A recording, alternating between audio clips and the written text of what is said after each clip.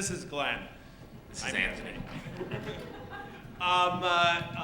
This is actually a very special keynote for me because I've known Glenn for 20 years, and we actually started right around the same time at Good Machine. And I can say that 20 years ago, Glen Basner was selling sweaters on 7th Avenue? That's correct. On 7th Avenue. And he's in those 20 years, which we'll find out about this rise to prominence.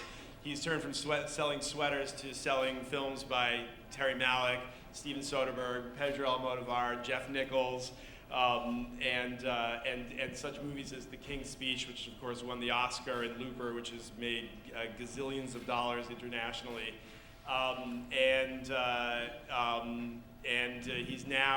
He's now, you know, the film business, especially the independent film business, does not have many kings, but he is one of the very few kings who are out there right now with his company of FilmNation, which has now had worldwide international box office of over $1 billion.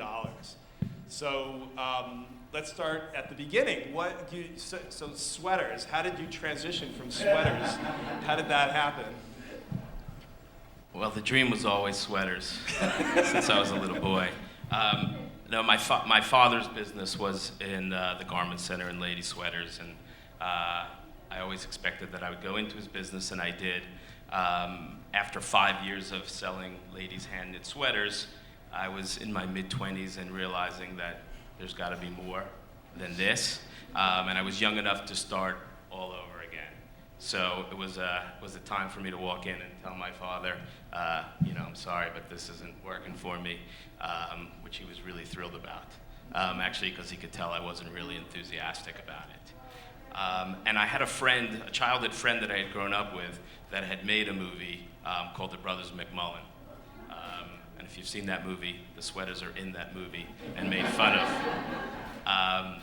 And Eddie was starting to make his second movie, She's the One, and he knew that I was looking to do something different. And he said, why don't you come work in the movie business? And I thought, wow, that's really glamorous, and everyone makes tons of money. That's perfectly suited for me.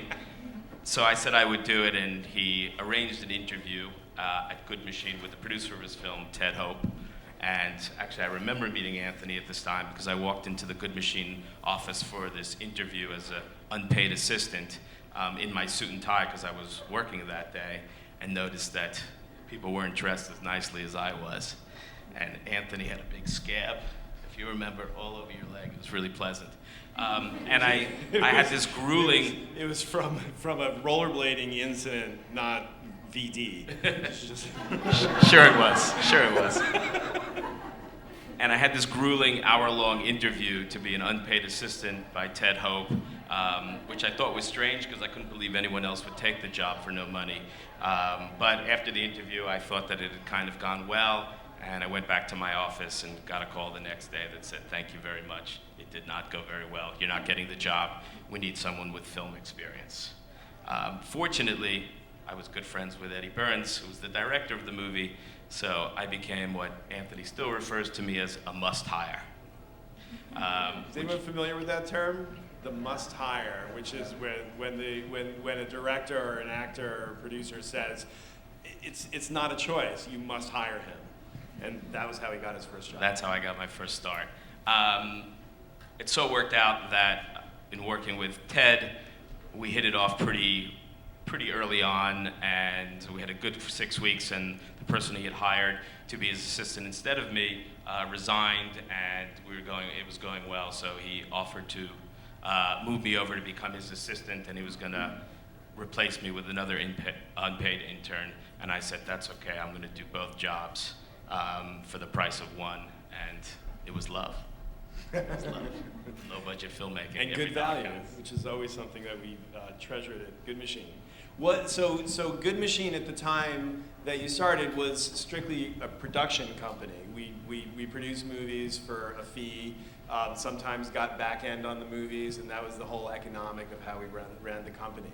A couple of years into your being there, we started a international sales company called Good Machine International. How did you transition from Good Machine to Good Machine International? And what is an international sales company?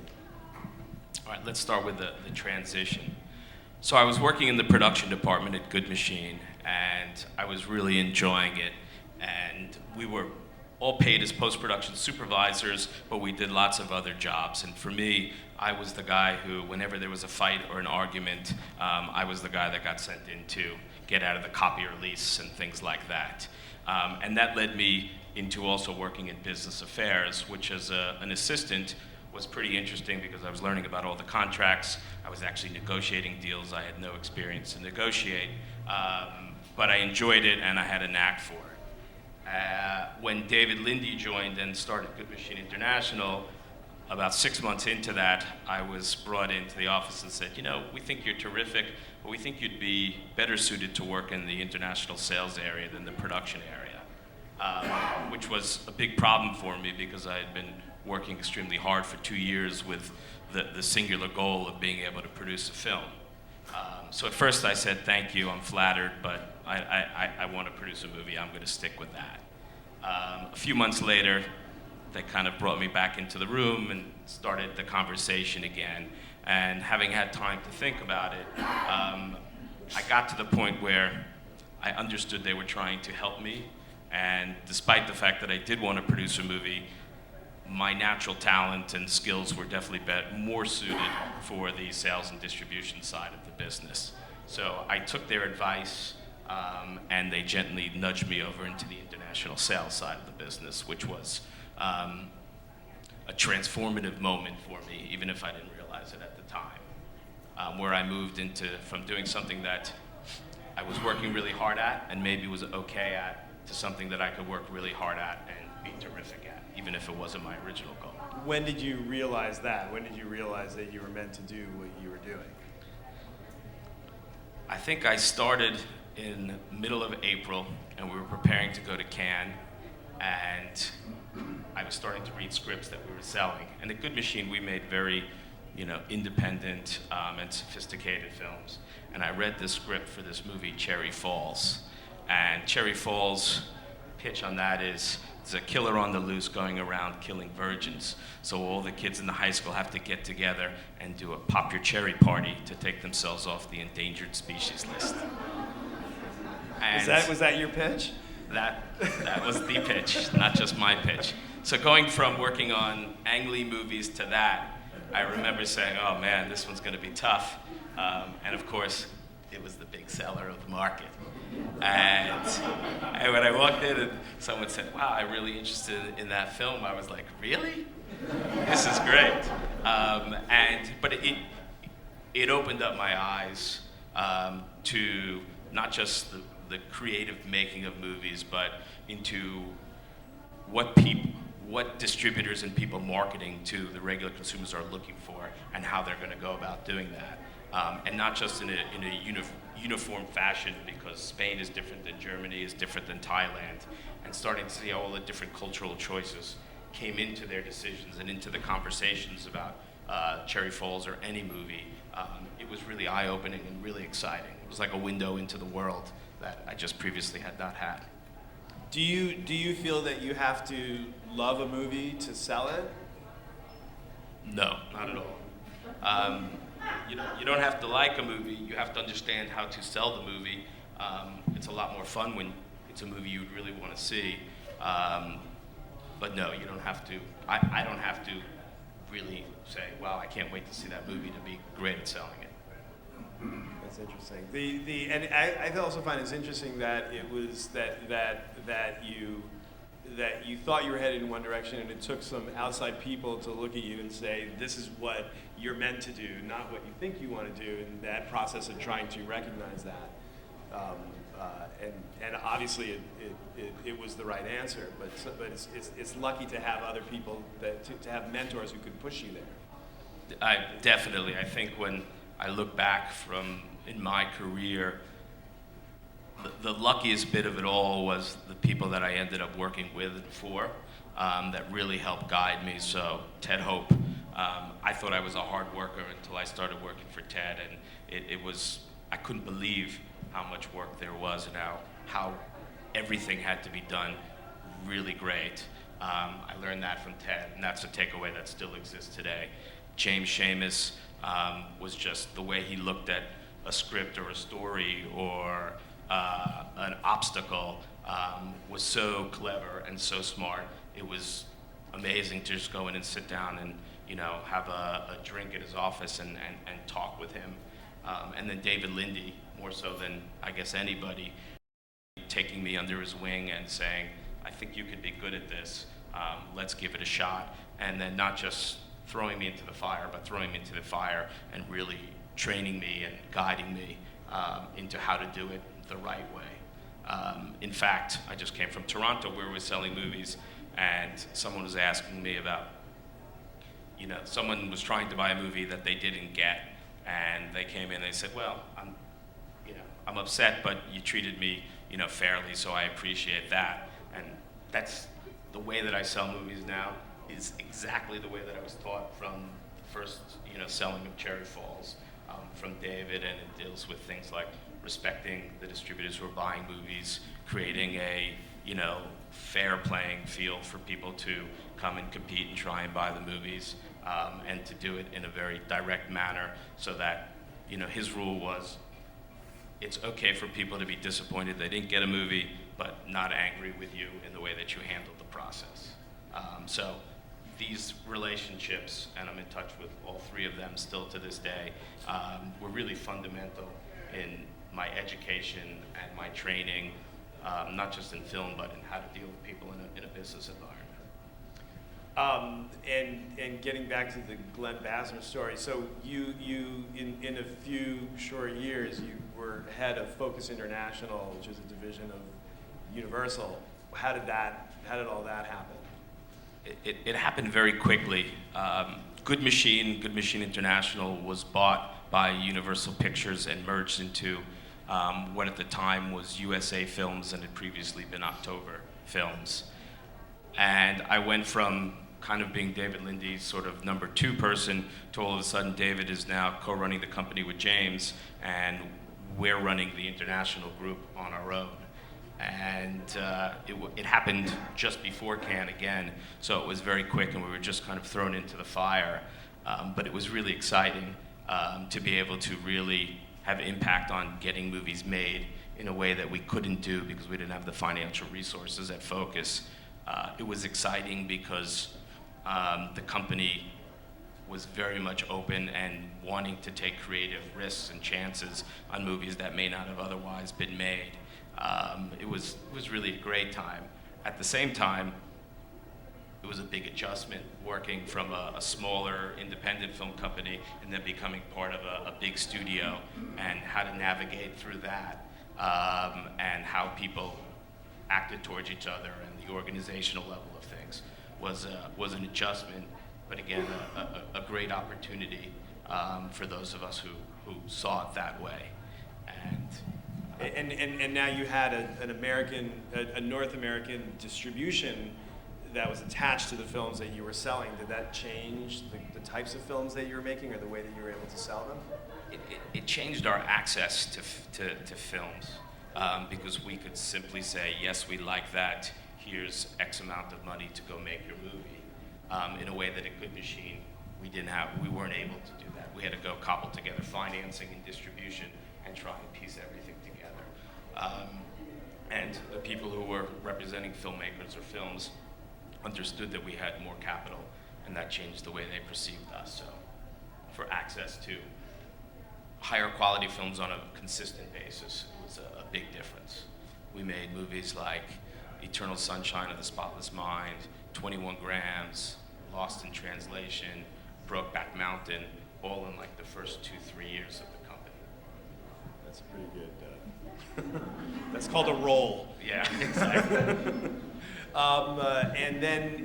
And after that, I think a lot of us were surprised to wake up one morning and read on the morning news blast that you, after 10 plus years at both Good Machine International, and Focus International, you were now going to be the president of the Weinstein Company International. How did that come about, and how did that change your day-to-day life? Well, it definitely changed my day-to-day life. Understood. I had been working at the combination of Good Machine and Focus for 10 years, and it was a great 10 years. But when Harvey and Bob Weinstein were leaving Miramax and setting up the Weinstein Company, it seemed like an impossible adventure to start something on that scale so quickly. And when I was offered the opportunity to come on board and lead the international operations, a lot of things ran through my mind. One, wow, this is a huge challenge, and I feel like I'm ready for a new and big challenge. Two, they had made, particularly on the Miramax side of the business, made a lot of movies that I really admired and liked very much. Partly it was like a moth to the flame, where so many talented people kind of, learned under Harvey and Bob at Miramax and went off to do other things. That was appealing to me, and they offered me a lot of money. Was it a different type of film that you were working on there, or how did you transition from the ones that you were making at Focus, or was it just basically different pieces of the same pie? Well, half of the films were similar to Focus on the Weinstein Company side, which were more adult-driven, smarter fare, so what I call smart house movies. On the Dimension side of the company, this was really new. I worked on a couple of genre movies, but to be working consistently on genre movies was really new for me, and something that I enjoyed quite a bit. I didn't know that I would. It wasn't really the attraction the other side of the business was for me, but I really learned a lot about genre movies, and learned a lot about the audience that goes to see them and really enjoys them. It was a big takeaway for me. And then you were there for 3 years, and then you did what's probably the scariest thing of all, which is start your own company, FilmNation, which is what is that? How did you know you were ready to do that, and what was that like? What does that involve? Well, it was something that I'd always thought about doing. My father was an entrepreneur, and I always had that bug in me. So even from when we first met at Good Machine, I had always, seen myself as someone who would start a company. I was just smart enough not to do it before I was ready, though I had the urge at different points along the way. A lot of things were happening at that time. One, the Weinstein Company was a great place to work, and I learned more about myself in business than I did anywhere else. And it's a unique environment where there's almost no structure. And I was seen as a deal guy, and it was never a question of whether I had experience or background to do something. It was, hey, here's a deal, here's something to do. All right, Glenn, you go do it. And it was really scary at first, because I'd be sitting in a meeting talking about a television show, which I knew nothing about. I was sent in to buy movies, which I had no experience doing. I was more on the distribution side. But you learn very quickly, or you leave very quickly, that you have to figure things out and figure them out really well. And that sense of every day being on the tightrope without a net is really great training for becoming an entrepreneur. So I think that was a big part of being ready. I think that job afforded me a much higher profile within the industry, to allow me to, if I did start a company, to go out there and attract people to come work and let us work on their movies. Yeah, it feels like two big themes in your career have been kind of plunging yourself into things that you don't really know how to do and learning on the job, and having really strong mentors that you can find the right thing to take away from. Both with a Good Machine and a Focus, and with Harvey and Bob. Absolutely. I think sometimes I look back and the smartest thing that I've done is just not to get in my own way, which is learning from the people that I was working with and working for, not making quick decisions to change Before I started this company, I only had 2 jobs really in the film business. So it wasn't like I bounced around a lot. And when I found someone that was really smart, I tried to learn as much as possible from them. And the combined experience definitely was part of what made me feel confident that I could go and start FilmNation and have some success. And then when you're starting a company, what does that involve? What is it? It's you because it's not like it's just you and a desk and a phone. You have immediately with a sales company, you have a staff, and there's a lot of expenses that are rolling in. There's financing. How did that work? And well, first off, I had raised money before I started the company. I had been approached over the years by different people to come work for them, and one gentleman and I stayed in touch, and we really liked each other and enjoyed each other. And I said, well, I'm not going to come work for you, but would you like to partner with me and invest in this new company I want to start? That gentleman's name is Steve Samuels, and he had just produced Michael Clayton. And so the financing was actually easy for me, which was very fortunate. The difficulty came once we started up the company, and we didn't have a desk. It was me in my kitchen for a while with my wife yelling at me to go get a job. And we had made this unbelievable business plan that said we're going to do this many films a year, this type of film, and I mean it was going to be a huge success. And then 60 days into sitting at my kitchen, Lehman Brothers goes bankrupt, and the economic crisis comes in, and it was a big holy shit moment where I didn't know if my financing partners were going to come up with the money still, which thankfully they did. And 2, the whole business plan was completely not in touch with the reality of the situation. So we had to start from scratch and rewrite what we were going to do, how we were going to do, who we were going to hire, how we were going to hire, on the fly as we were going, at a time where we didn't know if anyone was going to really stay afloat. that's right. I mean, there were a lot of companies, I remember going bankrupt right and left, especially sales companies that needed a certain amount of deal flow in order to just stay alive. So how did that create any opportunities for you? Or did it definitely did. First off, because we didn't have films that we had sold in the past, we didn't have existing problems. So if you had sold a movie a year and a half ago for $1 million, well, its value was a lot less, and people didn't have cash. So you had to spend a lot of time and energy just on solving the problems that you had on hand. We didn't have any of those because we had no movies that we had sold. 2, it became extremely challenging, the hardest time in my career, to get a movie actually financed and made. And at first that was very daunting, but the opportunity was, if you weren't really good, you weren't going to be able to get any movies made.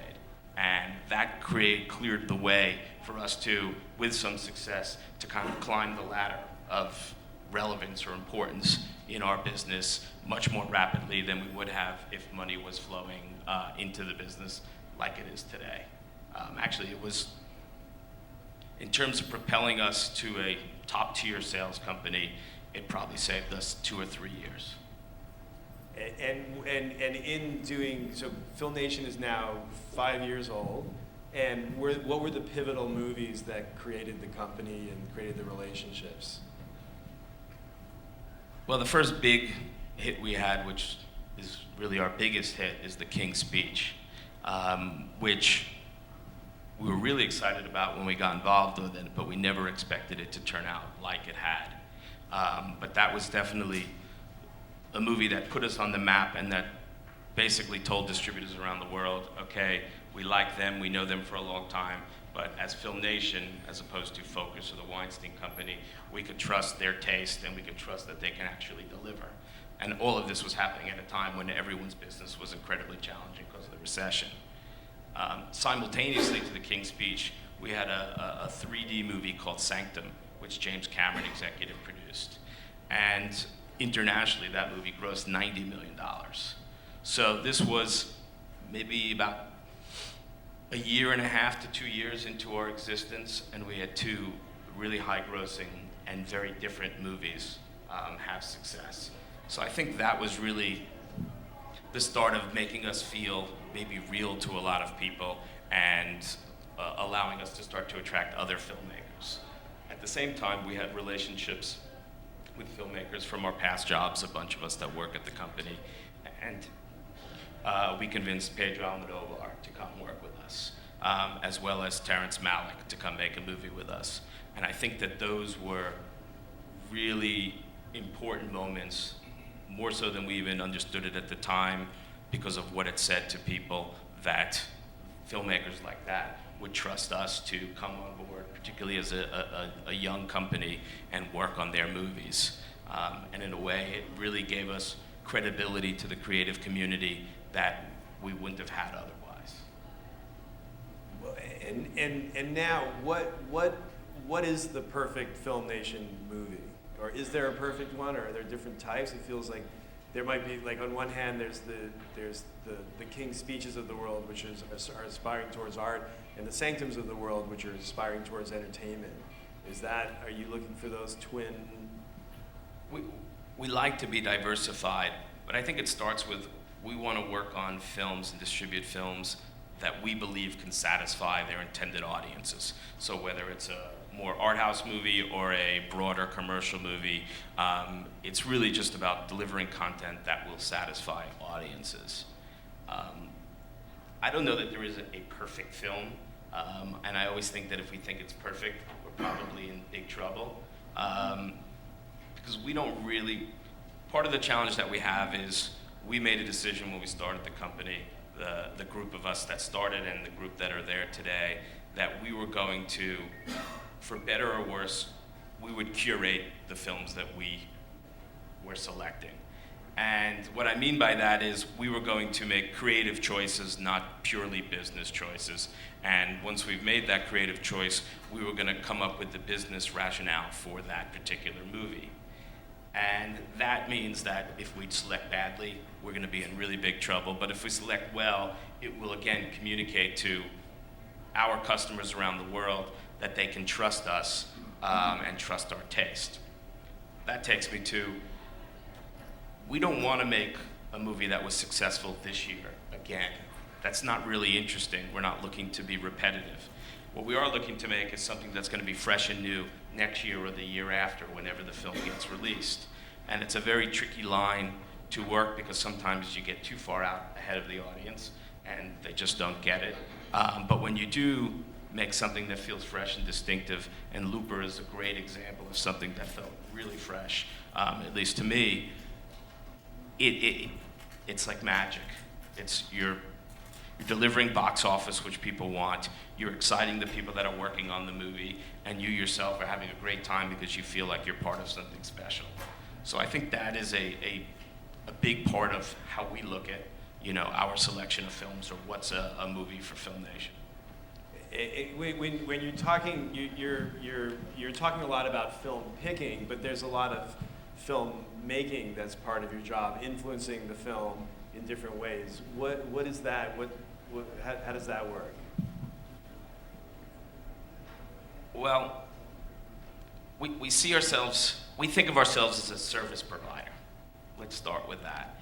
And at any given part of a process of making or distributing a film, we could provide different services. It's not for us to provide all the services on every film, because we want to tailor those needs to the individual film or filmmaker. So for example, we work on 10 to 12 movies a year. Most producers work on 1 or 2 movies a year. So we have much more experience from film to film to film on looking at films and what's working in today's marketplace and things like that. So we have a lot to offer in terms of giving notes in post-production, how you can make the movie work better for audiences. Doesn't mean we're always right, of course, but we have a lot of input to say. Some filmmakers, that works really well, and we could help them kind of get to the best possible place for the film. Other filmmakers, like Pedro Almodóvar or Terrence Malick, they're not really waiting for our notes, nor would we send them to them. So it differs. Early on in the process, we're talking with people all the time about valuation. So who are you casting, and how is that going to help you make your movie, and how is that going to help you ultimately distribute your movie. It could be something as easy as budget level, or finding tax incentives, or finding efficient ways to finance the movie, as well as kind of creative notes about a movie. But because we have so many movies a year, we're gaining so much experience every single day. What we say is, you're paying us to sell the movie perhaps, but everything else comes with it for free. So why not take advantage? We're not in a situation where we're saying, you have to do this. We're saying a situation is, here's how someone else would do it, or here's another idea. And hopefully some of them will be good ideas and they could incorporate that into what they're doing.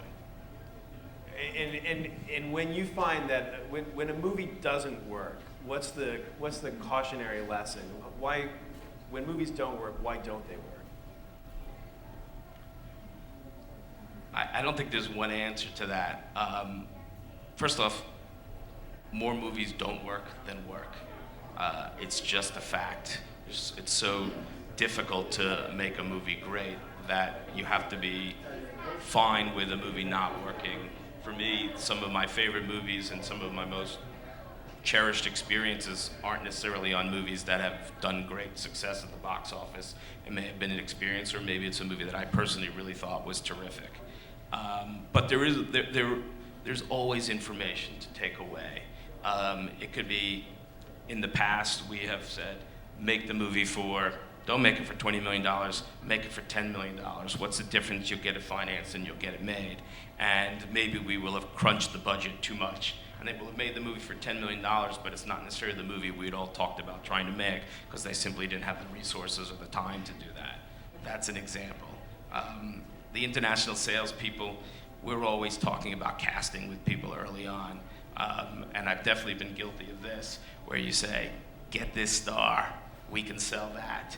And we're right, we can sell that, but they may not be appropriate creatively for the movie, and then you end up with a lesser film, even if you've gotten it made.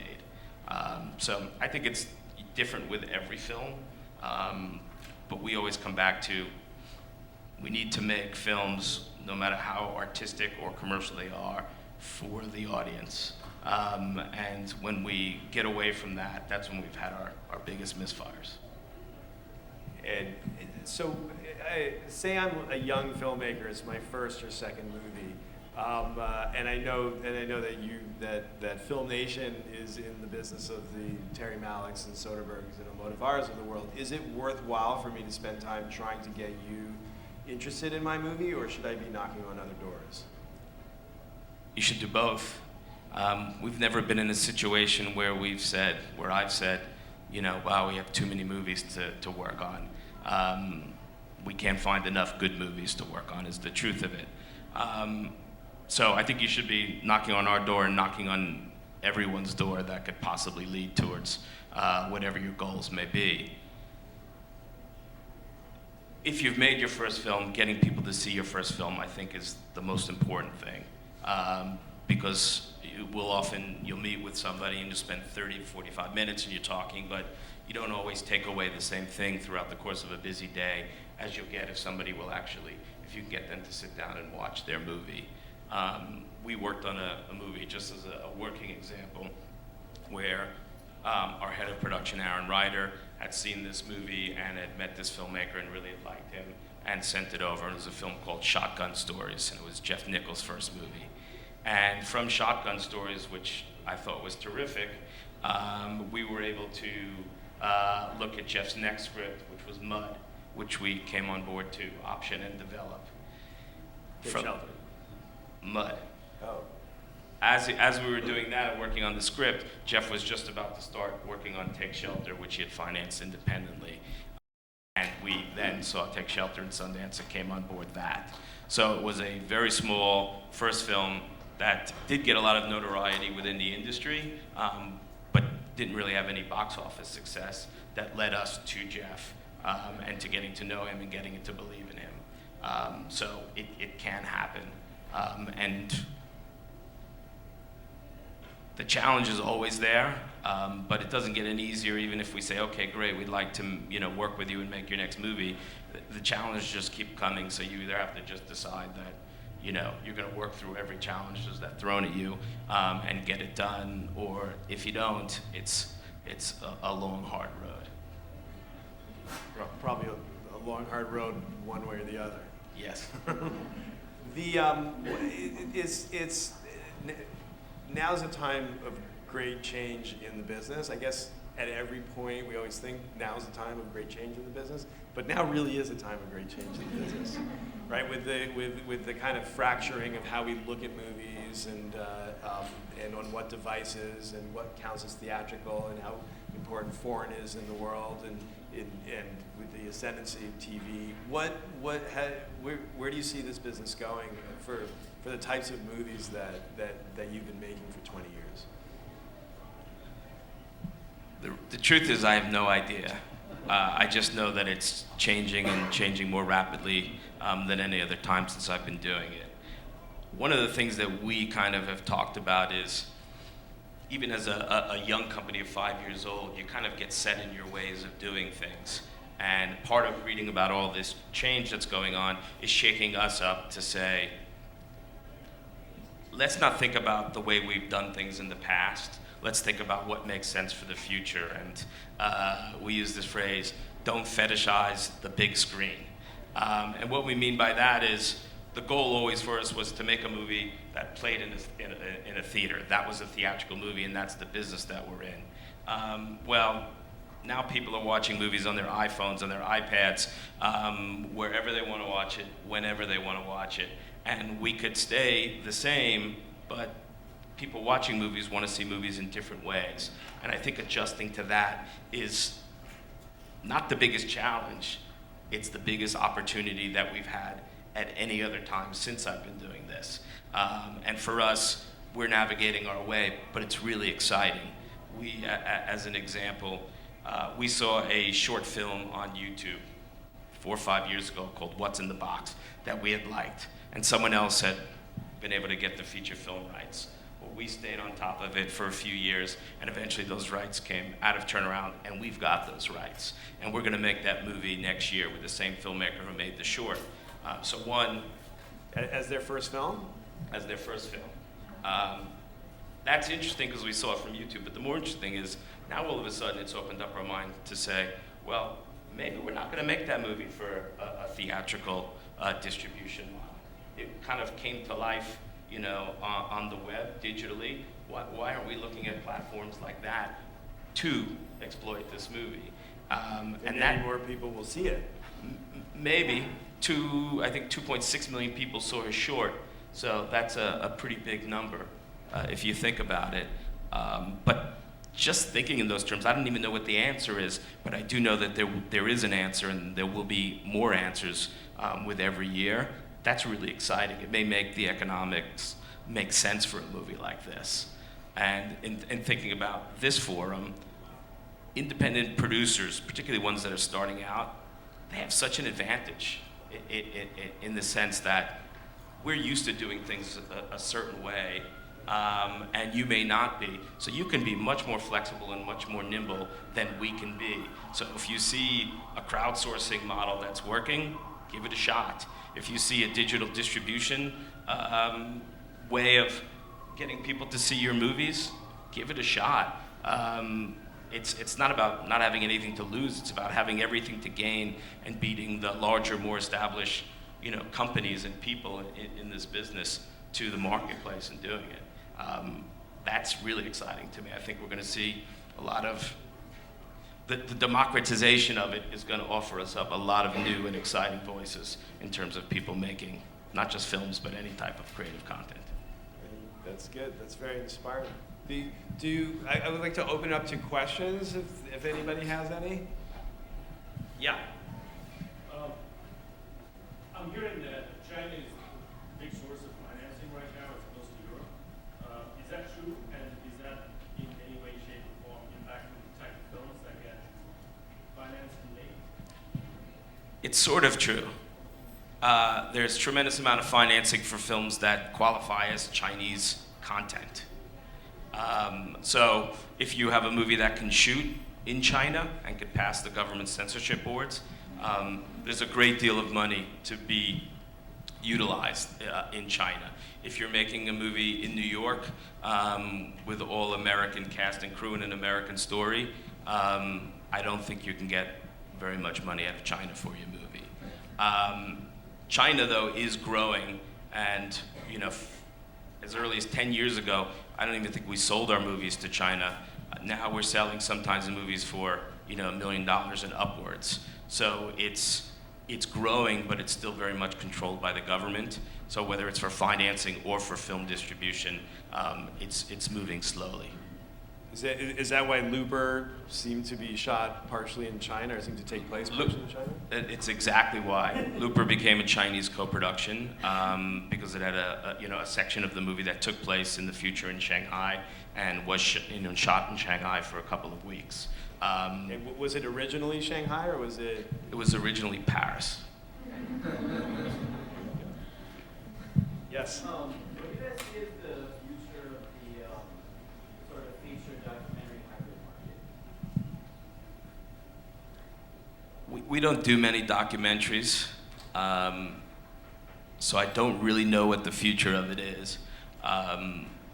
Again, I think that's, as a form, documentary films seem to me to really be helped by all the different platforms that are being utilized out there. So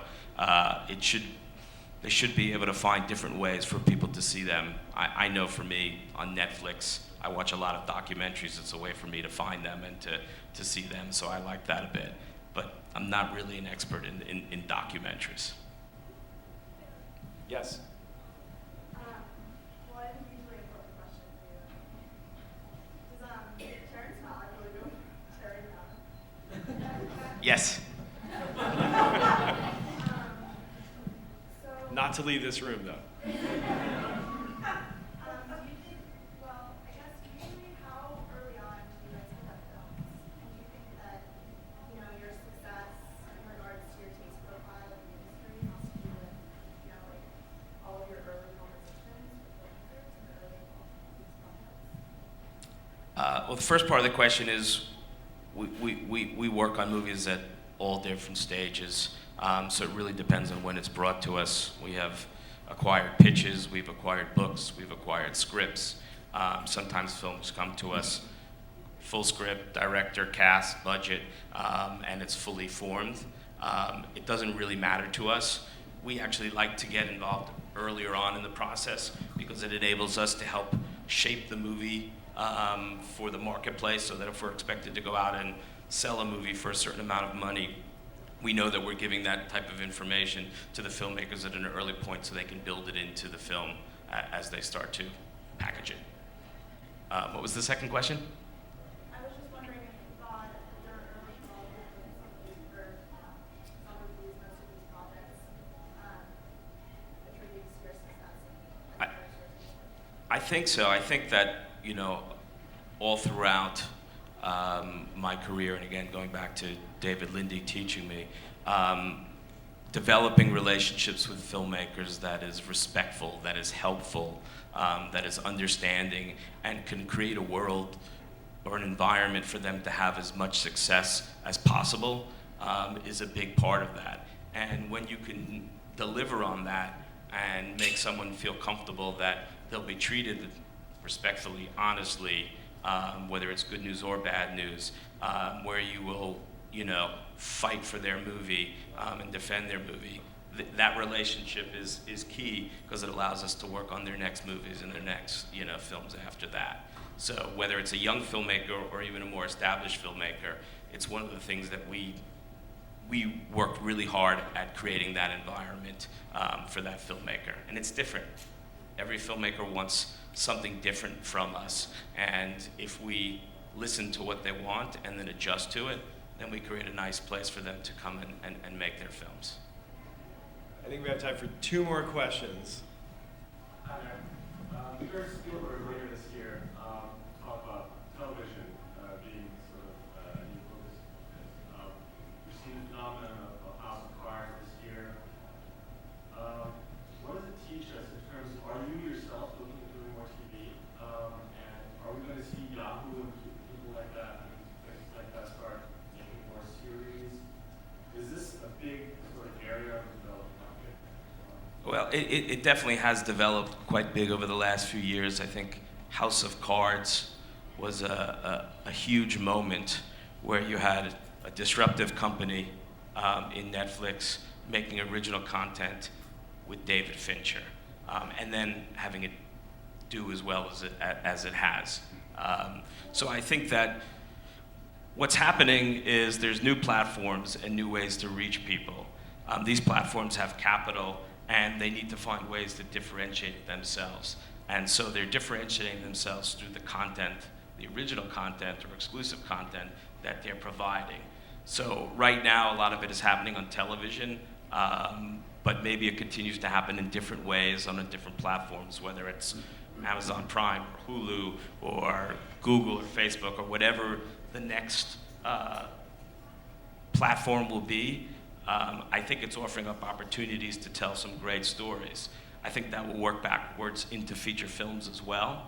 But our approach is, if we have content that's better served as a television series rather than a feature film, we should tell it. If it works better as short form, episodic, internet, web series, then we should tell it that way, as opposed to really thinking, well, we should do television or theatrical or something else. Yes. I guess it's different when you have your two projects, but what is the average budget for each genre, and then what's the roughly, how do you roughly finance it? Resales of, how do you structure money? We don't really think about things just solely in terms of budget, but most of our movies are in the, I'd say, 10 million to 40 million budget range. That's where the bulk of them exist.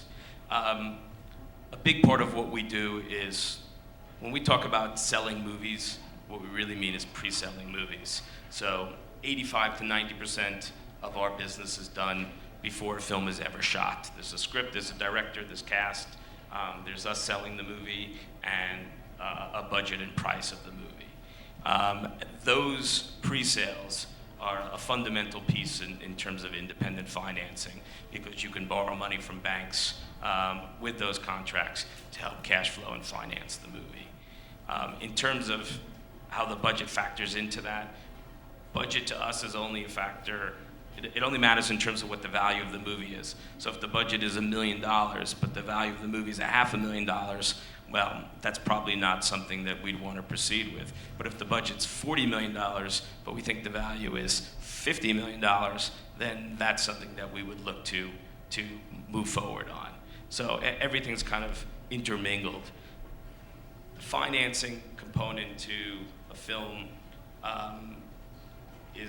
it's for a whole longer discussion, but there's a lot of different factors that go into it. So I think the group up here before was talking about soft money and tax rebates and things like that. That is a huge part of any movie we make. It's very rare that we would make a movie that doesn't have some type of tax incentive or rebate.